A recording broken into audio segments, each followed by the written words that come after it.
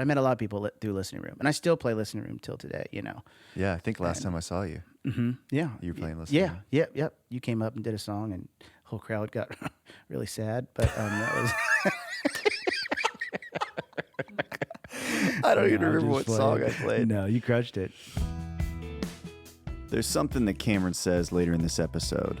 Something along the lines of, when you start thinking about when something will happen instead of if it will happen, everything changes. And I'm paraphrasing a bit, but I love that sentiment. We are joined today by Cameron Bedell from Wichita, Kansas. You know Cameron from songs like Breakups by Seaforth, Down Home by Jimmy Allen, I'm in Love by Haley Witters. He's also a producer, a dad, an athlete. I spent a lot of time with this guy over the years, and I know y'all are going to love this episode. Here it is. Man, you're doing it. You're doing it the hard way. I'm doing it the hard way, man. Sometimes Is there any the hard other way, way? There's not. If we're being real, There's not. That's something I learned. I learned that lesson over and over again. Over and over, dude. It's always the hard way, Yeah. unfortunately. It's the only way that matters. It's the only way that sticks. Counts for anything. Yeah. Yeah. 100% agree, bro. Yeah, man. How long have you been in town, Cameron Bedell? Oh, Lord. I've been in town for, God, I came in 2010. Yeah, 2010. So what's that make it? 13 years? 2010 in August. Everything happens in August for me, I guess. Where from? I'm from Wichita, Kansas. Wichita. Yeah, you ever been there? I just played in Wichita. Did you? I did. What'd you play? It was indoor, outdoors. I was. Oh, the Wave. The Wave. Yeah. Yep. With Wichita's own Logan Mize. Oh yeah. Yeah, Yeah. man. You know what's crazy is I've never met Logan. Really? Yeah, never He's met him. great. People talk He about is a great guy. every time. I've heard that too, and every time people talk about Wichita or whatever, they're, oh, you know Logan. I'm like, I don't. His name's Logan Mize, and I went to Mays High School, and I still don't know Logan Mize. Dang. That doesn't mean anything, but it's yeah, we never even crossed paths, never even met. That's wild. Yeah, pretty funny. So from Wichita. From Wichita, Were I was you- originally I was born in Springfield, Missouri. Okay. So I have tons of family still there, but I grew up in Wichita. Yeah. So Did you play a lot of music growing up? No, my dad did. My dad was a bass player in a Christian band called The Turn, and I was too young for those days. Like, I don't really remember much of it. I remember some songs, but I remember like the end of it, if that makes sense. Yeah. And then he would play in like funk bands around town, and we'd go to shows that were kid friendly and stuff like that. So I remember him being a funk bass player, and then sick. he listened to a lot of Prince and Michael Jackson and a lot of R&B music around the house. My mom listened to a lot of Christian music. My dad listened to a lot of R&B and Motown and stuff like that. Funk, tons of funk. And so you became a country songwriter. Yeah, it just made sense. Yeah. No, what did bring you to Nashville from Wichita? Well, I started in let's see, my brother was really into music and stuff like that, and I was into sports, but I kind of considered myself the type of person that, like, if I saw something and liked it or wanted to do it, I would just like try to teach myself it. Yeah. So he had a guitar in his room, and I got bored one day and decided I wanted to learn to play guitar. Because at the time I was listening to like, you used to get like singles. You used to get like a single CD, and it had just the song on it, like Usher or Casey and JoJo. Like those are the things or Aaliyah. Those are the kind of like we'd get those singles. TLC. That was all the stuff. Did you I was buy listening them? To. Yeah, like we'd get them for like Christmas and stuff. They were like singles. They're just the song. I don't remember that as much as I remember like my local record store. Mm-hmm. You'd go and you'd spend all the money you had on like a stained CD or something. Oh yeah. But the dude would be like, "Oh, do you want some of these samplers?" Oh, and okay. they'd give you it'd have like 6 or 7 songs, and it was like a label that would. Yep, totally. It was like essentially a mixtape, 100%. but of 7 bands you'd never heard of. Yeah. But I See, don't remember buying. it was so weird. Singles. It was like they're like in a cardboard sleeve, and it'd just be like what was that first Usher song that came out when he was real young? Not You Remind Me Of, but You Make Me Wanna. I remember that one specifically. It was in like he had like a green little jumpsuit on or something, and it had like the single, and then it had, an instrumental. and then like maybe a remix of it or something. Yeah. And occasionally it'd have like a bonus track on it or something, but it only had like 3 or 4 songs on it, and it was the same song. So I used to take those instrumentals and write raps to them. Yeah. And I very quickly found out that I wasn't a rapper, but I did like the creation of making music, like making a song, writing something. And so that's why I taught myself guitar. And by the time I taught myself enough guitar, I was in my first year of high school, and I started like on my dad's work computer. He hated that I did it on his work computer, but I would like make my own songs on this little thing called Magic's Music Maker, and I got it for $50 at Best Buy. And it was like a DAW. It was a digital audio workstation. You know, it was like what Pro Tools and Logic is today. And I learned how to like record myself in there and whatnot. And I ended up making my first CD, and I'd go play it at coffee shops. And I eventually I would play these shows, and the same people I was going to church with were the same people that were at my like rival high school. And so when I was playing basketball, I'd go. I remember specifically one time I was at the free throw line, and I had the entire student section singing one of my songs, trying to mess me up. And like it was like it literally in that moment that I was like, holy cow, like I did something here. Yeah. Like it wasn't like, oh, it was like jokes on y'all because you know my song. You know what I mean? It was like, and then I proceeded to miss the free throw, and I was like, from then on, I was like, maybe I should like do more of this. Maybe I should. So I spent all of high school really digging into that. Yeah. You know, and so by the time I got out of high school, I didn't know what I was going to do, dude. Everybody was going to like state schools, you know, like KU and No doubt. Kansas State and big schools. And I was like, my parents were like, we really don't want to like spend the money to send you to state school, especially if you don't know what you want to do. Like, and I was like, I get it. Like, so I was trying to find a scholarship in anything. And I ended up taking a scholarship at a community college called Butler County Community for show choir. Wow. And if you don't know what show choir is, it's like song and dance. You know what I mean? It's like Literally, choreography a whole song and dance. and yeah. You're like singing like songs and doing choreography to them. You're putting on this show, you know? And I ended up becoming the choreographer. So I know you're looking at me like, who are you? I never knew this. Yeah. So I was the choreographer. And I also sang baritone in a barbershop quartet at that time. Yeah. So like they had a small quartet that was off of the choir. Can I find this somewhere? Dude, that's a great question. There's probably some stuff online. I'll have to dig into it tonight and see if I can find something I'll send to you. And you can. I just want to see. I don't really even care. I would love to see you. Yeah, just what I'm talking about. I want to see your work. I want to see the choreography. Oh. I don't know if you do, bro. It's laughable, dude. It's hilarious. I mean, a lot of Broadway involved in it. You know, a lot of like music theater, I should say, not Broadway, music theater. Sure. And so I knew I had a great time. It was the best years of my life. They were so fun. But that barbershop quartet brought me to Nashville for a competition. So the Barbershop Harmony Society is in Nashville, like downtown. It's still there. You had a competition? And we were in like the world competition, like people from all over. And we really didn't have any business being there. Those guys were good, dude. It's crazy because barbershop, you have to like lock in your voice. My voice and your voice is different. But we have to somehow make it sound the same. Right. We have to find a way to position our mouths perfectly so that 4 notes sound like one. Dude, it's crazy. You're telling me how about this barbershop life, bro. I don't know anything but about it. But it trained my ear like nothing, dude. Because if you go listen to a barbershop song and try to find the baritone line. Good luck.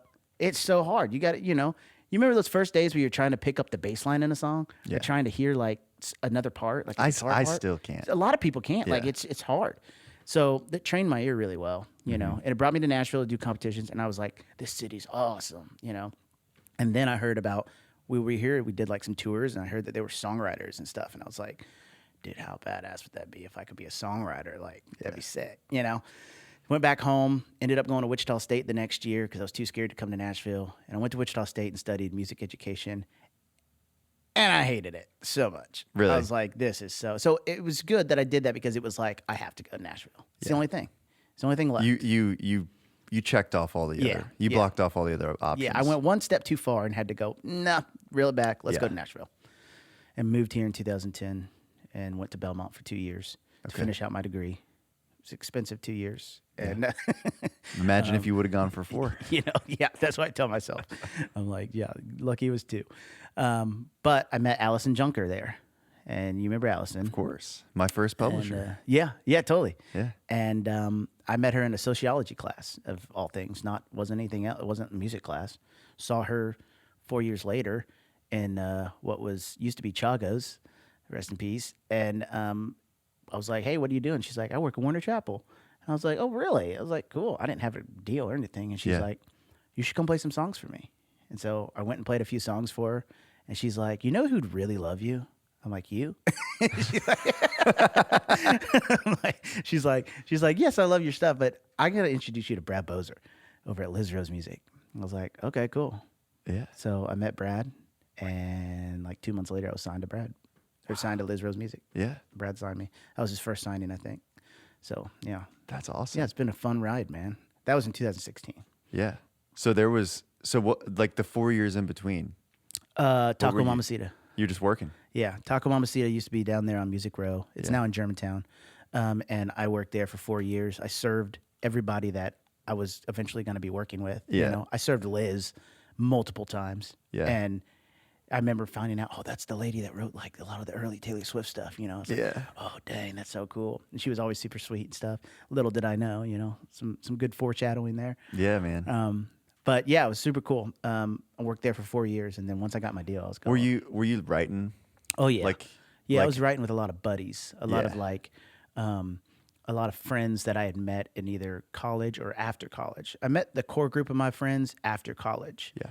A guy named David Duvall, who's also a writer. He's also like the head music banker at Pinnacle, and he did all the #1 parties. Or Okay. he has done all the #1 parties. Great dude. A guy named Bobby Brinker and a guy named Nick Wayne. We all kind of formed a little writing group called Project 48, and we would write all the time and play shows and stuff. And Nick got his deal first, and then I got a deal right after that, pretty soon after that. And then David got a deal. And Bobby's just he took a different route, but he's still doing music. But yeah, that's where I was doing a lot of writing. I was writing with Hannah Ellis, Lindy Wilson, Drew Baldridge, a lot of cats back then that were like, we were all kind of coming up together. You know, Jimmy Bell, Franny Anderson. How did you guys know each other? Just from like Yep group or like just being like weird Belmont connection or? I would say a lot of it was listening room. The listening room, we started playing that, and you just meet so many different writers. Yeah. And you guys would start connecting. I remember when we first started playing the listening room, what's his name was parking our cars. Oh my gosh, I'm gonna blank on his name. But he was parking our cars, and nobody even knew he sang. And then all of a sudden, like, you know, fast forward however many years later, and you're like, wait a minute, is that the same guy? Jordan Felice. Oh wow. Yeah. And I didn't even know he sang. And he's a huge Christian artist now. And it's like, that's just Nashville for you. You know what I mean? Yeah. It's just so funny. But I met a lot of people through Listening Room. And I still play Listening Room till today, you know. Yeah, I think last time I saw you. Mm-hmm. Yeah. You were playing Listening Room. Yep. You came up and did a song, and the whole crowd got really sad. But that was... I don't even remember what song I played. No, you crushed it. It was great. It was great. That venue's been an awesome staple in Nashville. Yeah. You know, I love playing there. Yeah, it's great. It's awesome. really great. And it's only gotten better, you know. Well, and it's like it's like you can make some money. Oh, dude. Like, you know how hard it is to make money in songwriting? Oh, dude. That's the crazy thing is when you first move here, you play these like writers rounds. Yeah. And they're just like to get noticed, you know? They're just like to like and meet people. I remember Taps and Tapas was really huge. It was like a lot of people played there. I met a lot of people through Taps and Tapas too, playing writers rounds there. And then like surprisingly you'd think there'd be more. I think there are now than there was when I was playing them. But once Listening Room came around and like you'd finish a show and get a check, you'd be like, I'm sorry, what? Like I'm getting $300 to play this show. This and is then 300 actually turns into 600 and you're like, whoa, this is in town. Yeah. I'm just playing a writer's round. I'm in here playing 5-6 songs, but the crowd is so great. Like, yeah. It's a testament to I think to the Listening Room that they've built this thing. I mean, man, whenever I got like people coming to town that know my parents or something, my parents like, oh, what should they do? I'm like, I always tell them, I say, go to a show at the Listening Room. Always. Because or the Bluebird if you can get in Totally, there. But totally. it's the It's harder Bluebird to is get so into. hard to get a ticket Yeah, to. exactly. It's just so small.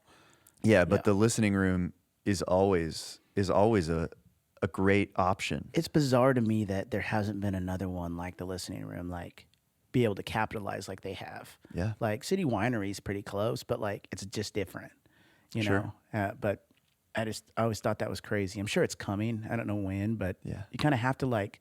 Listening room's been around for a long time. Yeah. Like you have to pay your dues. You know what I mean? Yeah, no doubt. The whole town's about paying your dues. You know. Yeah. So yeah. Did so you get this deal with Liz Rose? Yeah. How's like what did it change your life? Like what was it like?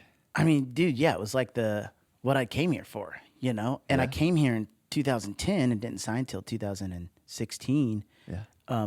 But I had guys that were signing right out of college, you know? Jordan Reynolds was one of those guys. And a guy named Chase Foster, who's the MD for Jonas Brothers. And a guy named David Davis, who he plays all over the place. He's a great artist. And Rayvon Owen, I did Idol with. And it's just like there were so many talented people coming out, but like I just couldn't. I also had a hard time finding my way in this town as a guy who came from R&B Yeah. and like grew up on that music, and then like trying to figure out how country made sense. Because the reality is, it wasn't me trying to come into country because country was I saw it as easier, or I saw it as had to do country because you're in Nashville. It was more like it lined up with my values in life. Like I had the opportunity to go to LA and write. I had the opportunity to go to LA and live and do that whole thing, you know? And I chose Nashville over LA because this felt more like home. This felt more like where I wanted to raise my kids. This felt like where I wanted to be. Yeah. And I fell in love with country music in high school when I first heard a band. I had never listened to country music until high school. And then I heard Gary LaVox and Rascal Flatts. Wow. And I was like, I just sunk my teeth into Just country. what hurts from the there. most? Just Dude, got well, you right it was there. Melt. It was, you know, and that song just, I was like, who is singing? He had such a gospelly, like, soulful voice, you know? And I was like, golly. And that just opened the entire door for me, you know? And I do know actually a lot of people my same age who were very similar. Like, they didn't listen to a whole lot of country growing up, but then Rascal Flatts was such a door opening thing for them, because Rascal Flatts was not just like, they were country 100%, but like something about Gary's voice was so inviting and so like had a pop element to it as well. Yeah. It's just that I can't explain it. It was really awesome. I mean, dude, it's got that thing. It's got I mean, that I thing. remember like my sister would drive me to school, and I you know, anything she was into, I was like, not for me. Yeah. I'm way too cool. But she loved Rascal Flatts, man. They had that one song, I miss me. Oh yeah. Sitting on the porch, 100%. There's dude. just something about that melody and the way he sings it. It's like it makes you feel Dude. like somebody's giving you a telling hug. you, dude. I'm telling you. It was so, I loved that stuff. And that opened up the door for like Brad Paisley. I fell in love with Brad Paisley songs. And I mean, there's obviously acts I never really took to, you know, like I respect their craft. I just never like really listened to a whole lot of it. Didn't do much for me, you know, musically, I guess.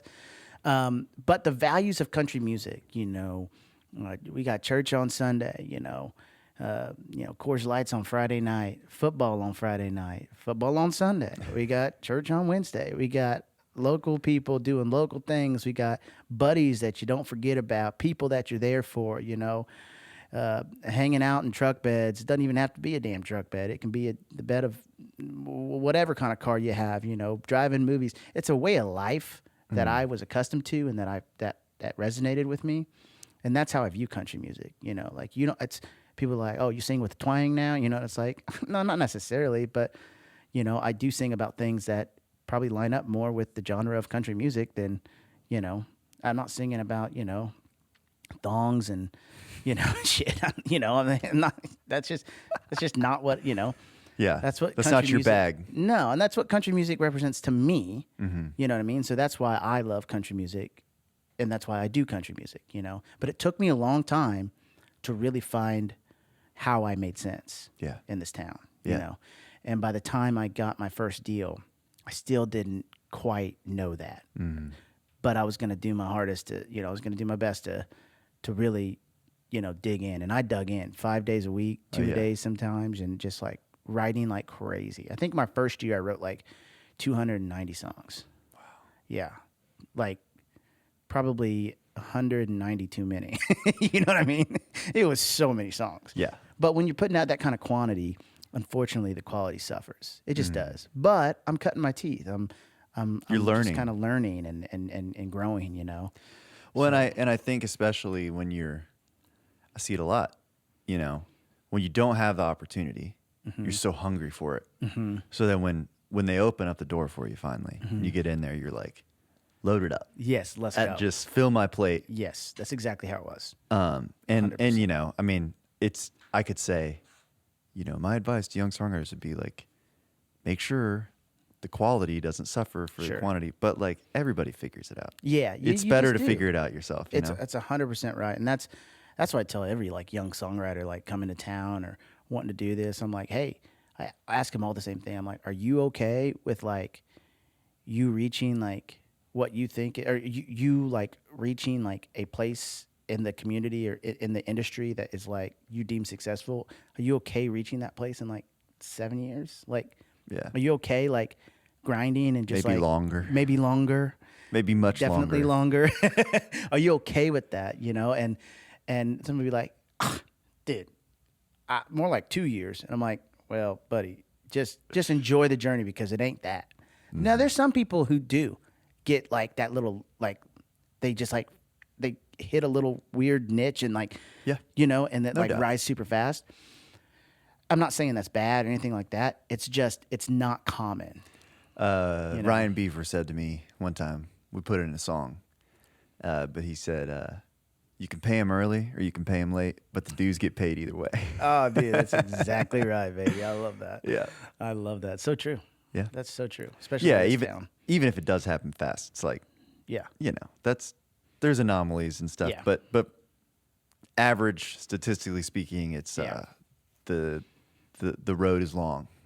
It is, and I remember my wife's her uncle at like a family get together once told me, he's like, "How's it going in Nashville? The songwriting and stuff." And he knew somehow he was never in music or anything, but he just knew how like tumultuous it was and how like grinding it was. And he's like, honestly, it's like that with a lot of things. It's like that with a lot of things in life and careers and journeys and stuff like that. And he's like, the one thing I know is that those who stay and continue to work always find their way to the top.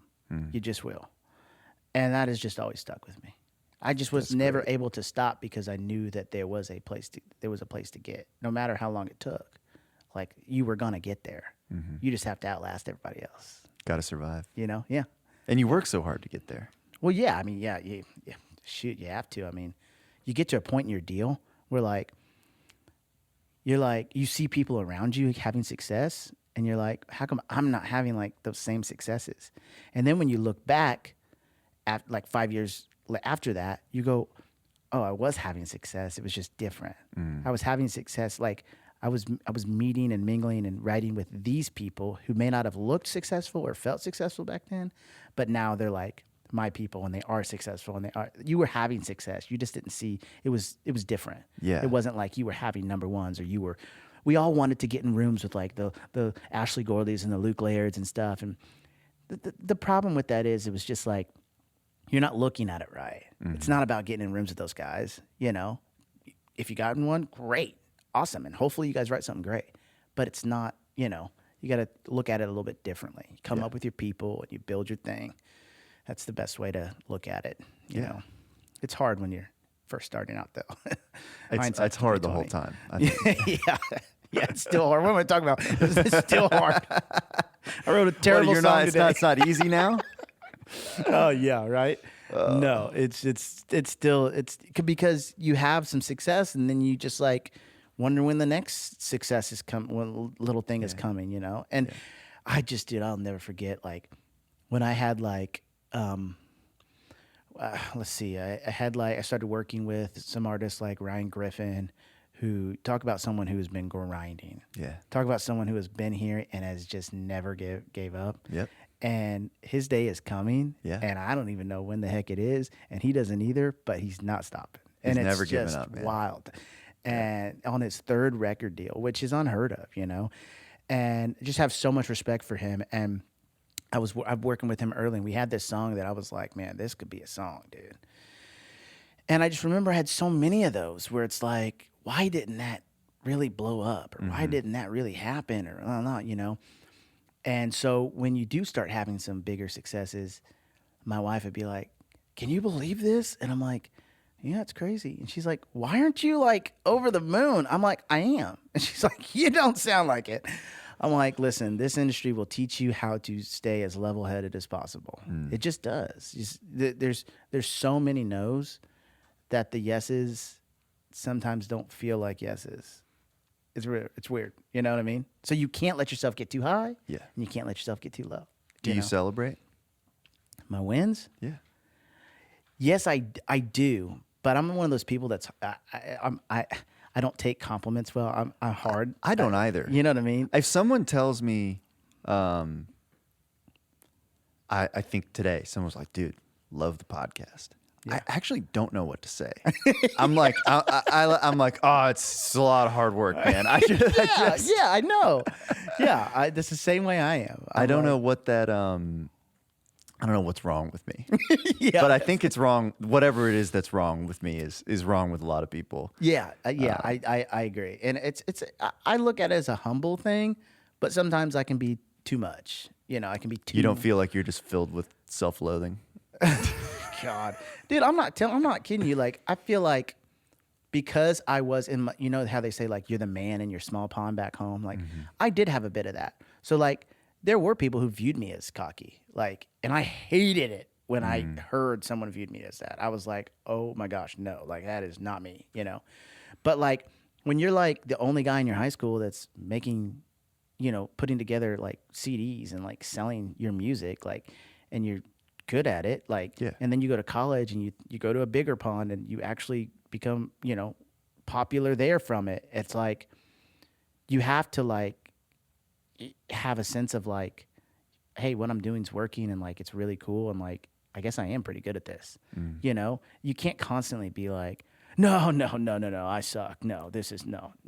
Thanks for liking it, but it's not good enough. Yeah. You know what I mean? I wouldn't let myself get that far. Sure. But once I got into the industry and everybody really was that good. Yeah. It was a little different, So I don't like hate on myself. Everybody is so good. Oh God, Sometimes I'm like in the room. so good. I'm like, Yeah. they shouldn't have let me in here today. How am I? Like, here I don't right know. now? I don't know what I'm doing. I know, dude. There's some people that, and even like on a given day, they'll just be like on fire. Yeah. And you're just like, dude, what did you eat this morning? Like, you're killing it. But some days that's you. 100%. You know what I mean? 100%. And I love it when it's me. It's like, I am supposed to be doing this. I am worthy. Yeah, man. That's good. It feels That's great, the good especially when stuff. you're doing it around somebody who like has had a lot of success. Yeah. And they can leave that room going, that guy's good. Yeah, that's Yeah. a great feeling.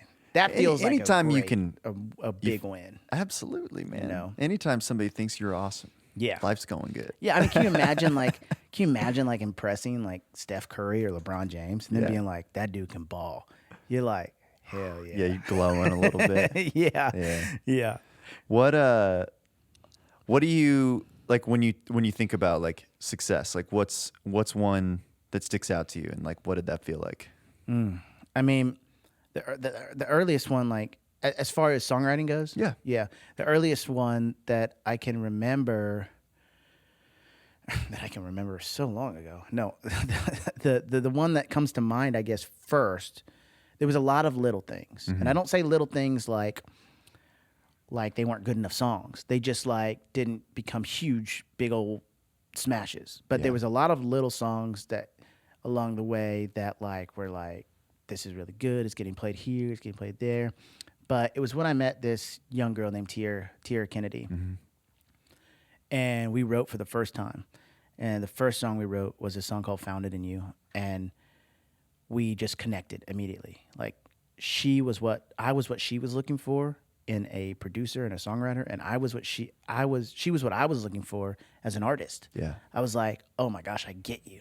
I get it. Like I see it. Like, And and so we started working like crazy together, and I started producing her, and that first song we wrote, she ended up putting out, and it just took off like on socials and took off on Spotify and Apple Music, and garnered over 20 million streams, and we were just over the moon about it because like we'd spent so much time working together, and I was like, holy cow, this is like It's happening. this is a big moment. And so simultaneously, and this is what's crazy, is that I spent about 3 or 4 years really grinding and not having a whole lot of things happen, but like I was still getting in good rooms and getting good songs. Yeah.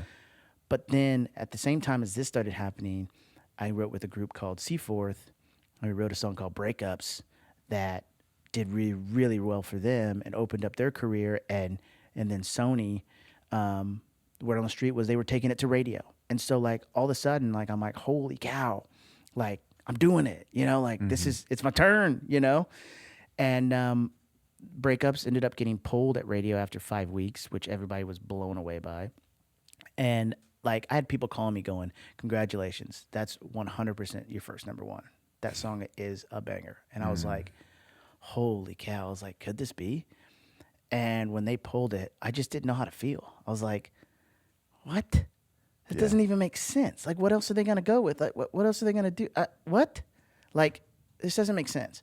And it was only 5. I was like, you didn't even give it any shot. You didn't even pay for it. You didn't do anything. I was like, something's wrong, And I knew it wasn't the song because I see the way people react to it. And I see the way when I play it out and stuff like that. And it did so well for them on Spotify and Apple Music and stuff like that. And so I was having a lot of success on artists streaming wise. Yeah. I just wasn't getting radio. Yeah. And those were those were the first little things that I remember having success on and feeling like it's like one success leads you to the next, and they just keep you going. They keep you going. You get just enough. A little bit of wind in the sails. Yes. Yeah. That's how it's been my whole career. And then fast forward to the COVID times, and it's 2020, and I'm sitting in my house, and my buddy Ryan Ball sends me a track, and he's like, do you think this would be cool for Jimmy Allen? And I was like, yeah, sounds super hitty. Like the track sounds great. Yeah. And I was like, let me mess with it, and I'll let you know, And me and Jimmy have known each other for a long time, and I've been in town about as long as he has, and I've kind of watched him grind his career and start to kill it. And I was like, let me see. And I knew that he had lost his dad the year before, and we had talked about writing a song like that, but he just didn't want to go there. It was hard, Yeah. And so I don't know what made me feel like going there, but I went there, and I was like, I wonder if we write a song about his dad. And I just go up in my little studio room and at the time, and I just had the fire that day, Yeah. luckily. Yeah. And I just felt like God just kind of plopped some lyrics in front of me, and I just arranged them in order. And I just kind of put this thing together, and I sent it back to Ryan. He's like, dude, this could be crazy. This could be good, like really good. Yeah. And I was like, I feel like God gave it to us. And so we sent it to Jimmy, and Jimmy's like, wow, dude, I love this. And so, you know how it goes. Time goes by, and it's like, still loving that, Yeah. And now, mind you, it was just a verse and chorus. It was Yeah. just like, and it wasn't even like what would end up becoming the end thing. It was pretty much it, but it was like we went back in and reworked it. Yeah, sure. And so there was word that Brantley Gilbert heard the song and wanted to cut it. So I told Jimmy, I was like, hey, Brantley wants to cut this song, dog. And he's like, oh, hell no. And I was like, well, then what are you going to do, He's like, let's finish it this week. He's like, can I bring in my bass player, Tate? Because him and Tate have been writing a lot together, and Tate's a great dude and great songwriter. And so, we met at Ryan's studio, and we all collabed and finished the song, and Jimmy cut the vocal, and Ryan called me back. He's like, man, he had a hard time getting through that vocal, but that's a good sign, it really got to him. Yeah. And so, we turned in the song, and his label loves it. And everyone's like, wow, this could be the next single, the next big single, Down Home by Jimmy Allen. And that was 2 years ago. Yeah. And I was like, oh my gosh, is this going to be my radio song? And then I remembered the Seaforth thing, and I was like, shut up, Cameron. Just don't even talk. Don't even think about it. Don't even look just at don't it. even look at it. Yeah. Take your eyes off it. And I was like, oh crap, this could be huge. And then I had to stop myself. And more time went by, and I was like, is that still gonna be your single, dude? And then it started to look like it might not be, and I was like getting that devastation feel again, and I was like, oh my gosh, I hate this. Then we got word that it was a single, and I was like, I remember it was like a Friday or something, and we had been asking Broken Boat, or like people that we knew, and then finally word came through, and I think Jimmy called us, and he's like, it's the next single. Yeah. Or I think maybe he posted something before he told us, and I saw it, and I was like, oh my gosh. And that was the name of the tour. It's happening. And so, but then there's another hurdle. Is it going to perform? Mm-hmm. Is it going to do well? Mm-hmm. And, we were lucky enough for that song to spend a lot of time on the charts and climb, and eventually made its way to number 1 at the end of 2022. And then we got what's called the freeze, where all of radio freezes, so that song holds over for another week. And we got a 2-week number 1 out of it. And that was my first number 1 as a songwriter. And it was just every bit of, I got emotional multiple times hearing it on the radio. Never gets old. Never gets old hearing it, and I've gotten emotional multiple times playing it. I lost my grandpa soon after I wrote that song, so it meant even more. Yeah. And that's what was special about that song, was so many people connected to it in their own way. It's very personal to him. Mm-hmm. Talks about his dad and how he, things about his dad. Number 15, I wish you could see my daughter. She's just now walking, stuff like that. There's personal stuff in there, but you still connect to it no matter how far, if it's not about your dad. It could be about your mom or your sister or whoever in your life that you've lost. Yeah. And that was what was crazy for me. So many people reached out. And I remember, dude, this one time in Key West, I was playing that song, and it still gives me chills thinking about it now. Like, this dude comes up to me afterwards and he goes, now you're going to think I'm weird for saying this, but just hang with me. He goes, I lost my dad 10 years ago. And every now and then, I feel him, and I know he's here or something. Mm-hmm. And he goes, halfway through that song, I kid you not, I could have sworn I saw him standing next to you. And I was like, dude, what? I was like, but that's the power of a song, and it's just like, I almost felt the whole song felt out of my hands. You know what I mean? It felt so surreal.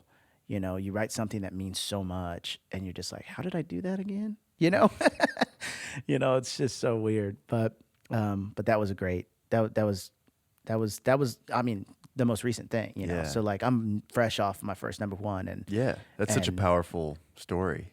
Oh, it's crazy, dude. It's crazy. It's been awesome. When it went number 1, did you shotgun a beer or do a backflip? Yeah, I chugged some Vouv.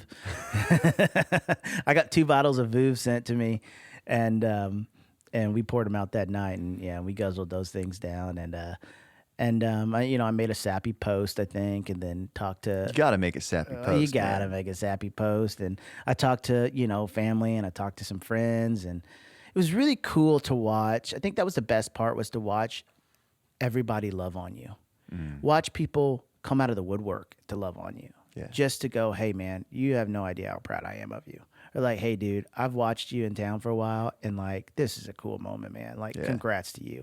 And I'm like, dude, so much love poured out. It felt amazing. That was better than just like having a number 1 song. Yeah. Like, that was the best part of it, was watching the whole town like cheer you on. It was so cool, Dude, that's awesome. That makes me emotional. I know, me too, because it makes you feel like you're a part of something, bigger. It makes you feel like you're doing good, and it makes you feel like it's just great to know that people care about you. Because sometimes this industry, you can feel like, does anybody give a shit? I think it's really hard, and I don't know why. But it seems like over the last 18 months that I used to get, I'm sure you did too. Yeah, I know exactly what you're going. You just get so bothered by other people's success. Yes. And it comes from a place of, where's my success? Where's mine? I can't. Yep. We just had Courtney Allen on, and she said, I just couldn't understand why God gave me this dream, and like it just wasn't coming true. It just fell so far away. Yeah. And I really felt that for a long time. Just the bitter. It became hard for me to have. I know. To be friends with certain people, I not know. because of anything. I know, dude.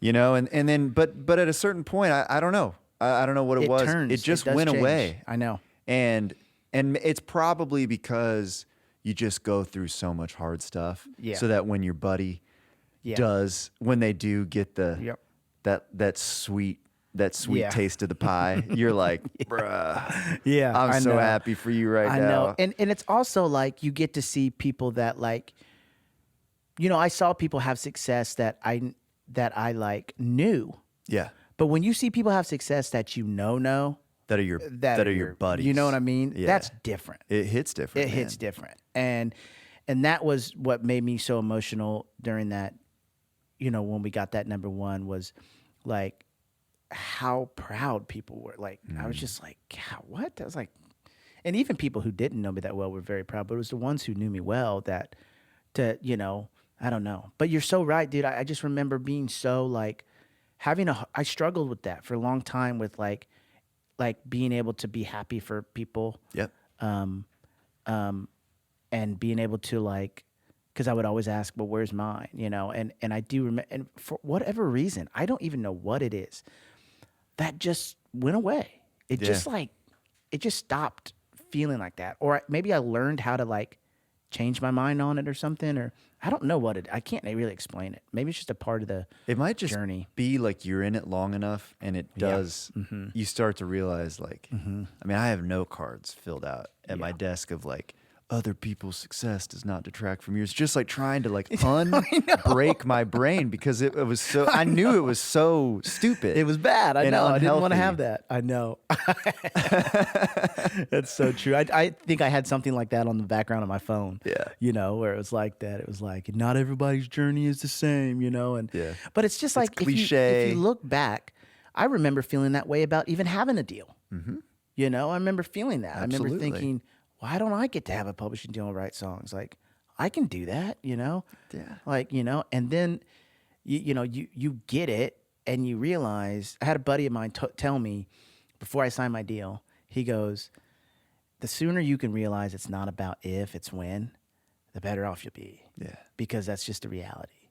And I know that's hard to see, but you just keep telling yourself that. And that coincided with the thing my wife's uncle told me about those who stay at the longest find their way to the top. And it all started kind of make sense, you know? And then when I had my first number one and realized how much of it was, yes, I did write the song, you know, but how much of it came from a place that I can't explain. Yeah. Kind of puts all of this in perspective where you're like, the most you can do is your best. And if your best is not good enough all the time, that's okay. It will be sometimes. It will be eventually. Yeah. It will, you know. And so if you can just kind of rest in that, and every day I try to go write a hit. I was doing this thing where I was like, I'm a hit songwriter now. So like, let's go. Every day, like I gotta be writing quality songs. And it's not reality. It doesn't really work that way. You know, it doesn't work that way. You know, and I have to remind myself that I'm like, dude, this is constant in my life, dude, where it's constant like cycles of this kind of stuff. Yeah. You know what I mean? And so like today, for instance, you know, before I came here, I was writing and the best you can do is try to come up with something that resonates and makes you feel something and just do your best to get that thing where it needs to be. If it's making you feel something, you got to run towards that. Yeah. Whatever. If somebody throws out a title and it's just like someone will throw out a collection of words and like, to me, it's like vibrating on the table.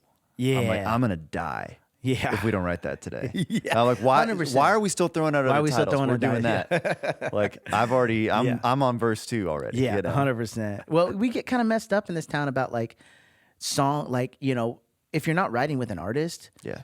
And sometimes even when you are writing with an artist, you get kind of like weird in your head about like, you know, this could be for so-and-so or this could be for, you know, I don't this know how to artist write or- that way. And it will ruin a song faster than anything else. You know what I mean? Yeah. When you just start thinking that, and it's just like, because the reality is like, at least in my experience, has always been like, the the songs that I wasn't trying to write for somebody, like, have been the ones that I'm like, so-and-so put that on hold?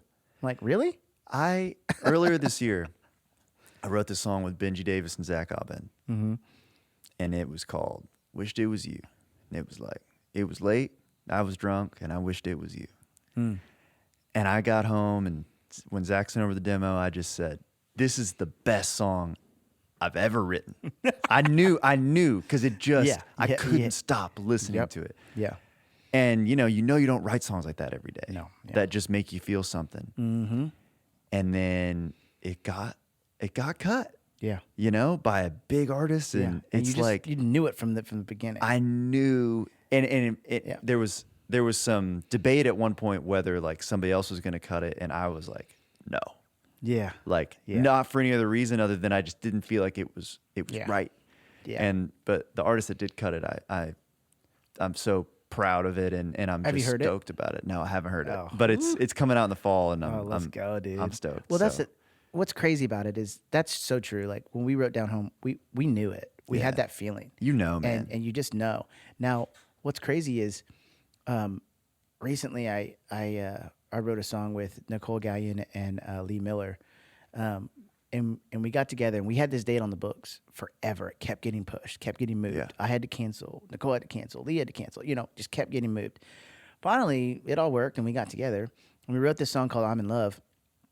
And I remember leaving that day going, I think we wrote a good song. Like, I love it. Like, I think it's good.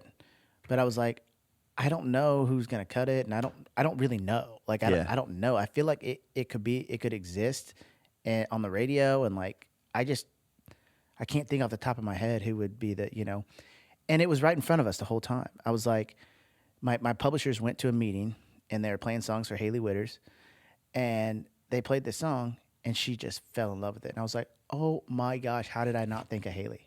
It's literally the perfect song for Haley. Yeah. It's literally like, but I wasn't trying to, we weren't trying to aim for Haley. You know what I mean? And then she cut it and she cut the crap out of it, dude. It sounds love that song. so good. Thanks, dude. She killed it. And I was just like, oh my gosh. Like, I never even like, it didn't cross my mind, not because I don't think of like her as it happened so fast. Yeah. I wasn't like, okay, let's shop an artist here.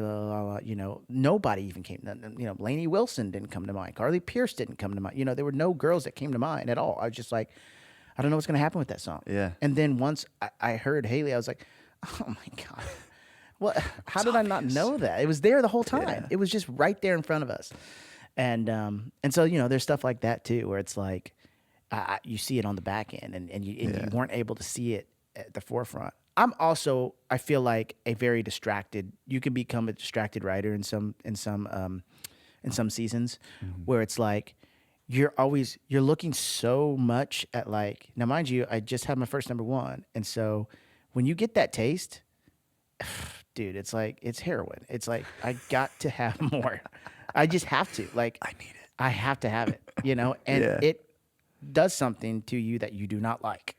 I hated how I was writing songs. I hated how I was approaching the business. I hated how I was looking at songs and writing songs in my mind.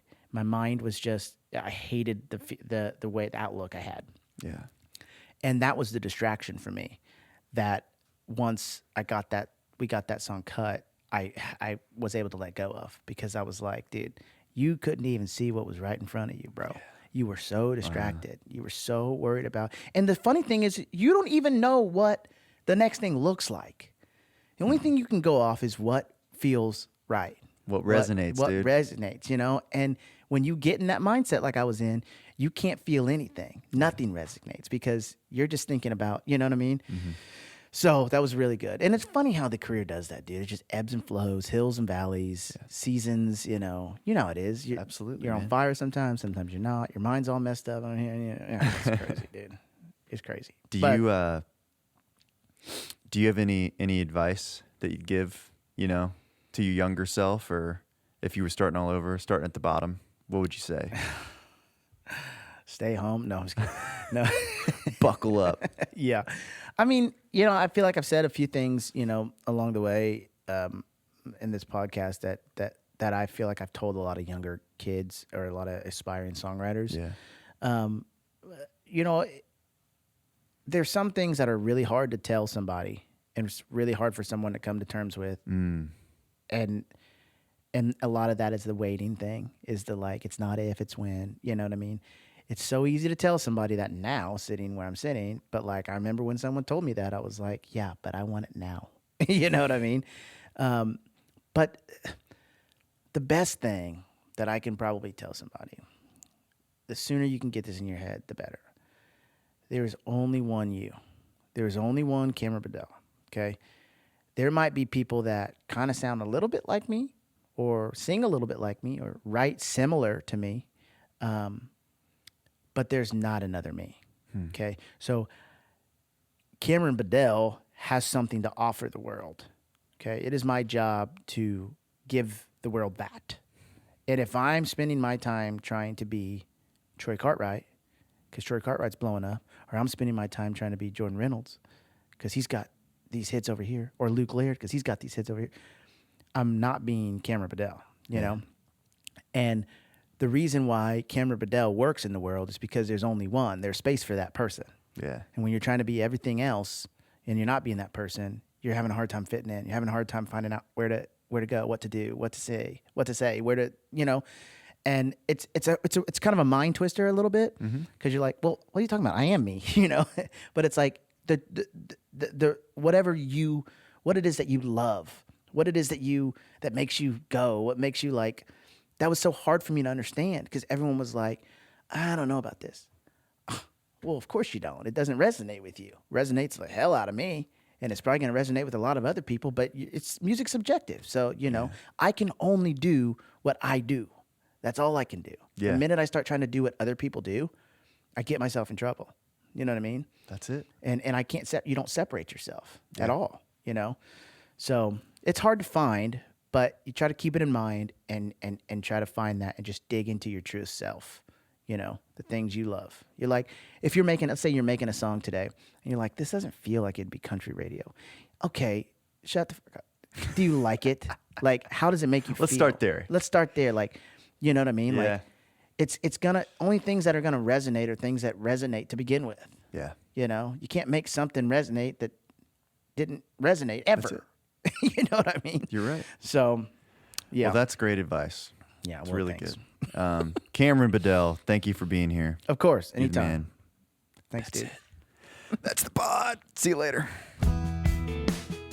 Thanks everybody for listening. We've got a Q&A episode happening, so submit those questions at 10yeartown.com. Keep rating, keep reviewing, keep subscribing. We love you. Talk to you soon. Bye.